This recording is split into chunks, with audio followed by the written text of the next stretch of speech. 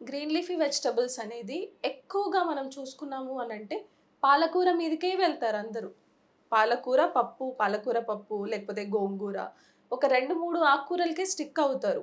That is okay. But other ఆకుకూరలు కూడా ఉంటాయి కదా! వాటిలల్లో కూడా వేరే ఇంగ్రీడియెంట్స్, వేరే మినరల్స్ అండ్ వైటమిన్స్ అనేది ఉంటాయి. సో, అన్ని variety of green leafy vegetables రోజుకొకటి యాడ్ చేసుకోవడం అనేది బెటర్.